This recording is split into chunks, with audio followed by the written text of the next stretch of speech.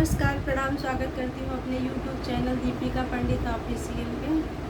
मैं लेके आई हूँ किसानी गीत नाच पर का है। अगर अच्छा लगे तो अपना प्यार दुलार आशीर्वाद ज़रूर दें और कमेंट करके बताएं आप सभी को किसानी गीत कैसा लगा।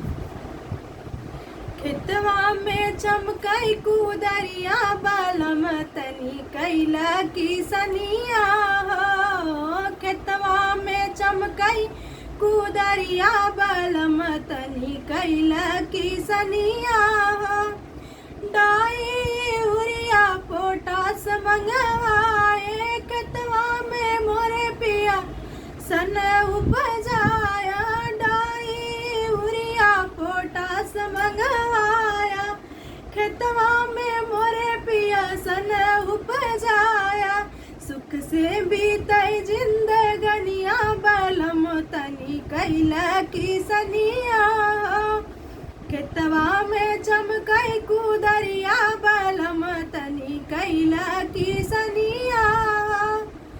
जेठ दोपहरिया पिया बेहन छिटाया सबसे तो पहले पिया धान लगवाया। जेठ दोपहरिया पिया बेहन छिटाया सबसे तो पहले पिया धान लगवाया। खेतवा में रही हरियलिया बालम तनी कैला किसनिया हो। खेतवा में चमकई कुदरिया बालम तनी कैला किसनिया हो।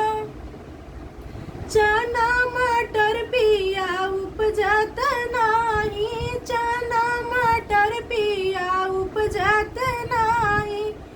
सब्जी के मोरे पिया की है किसनिया चना मटर पिया उपजत नाही। सब्जी के मोरे पिया की है किसनिया। सुख से बीतई जिंदगनिया बालम तनी कैला किसनिया हो। खेतवा में चमकई कुदरिया बालम तनी कैला किसनिया हो। खेतवा में चमकई कुदरिया बालम तनी कैला किसनिया।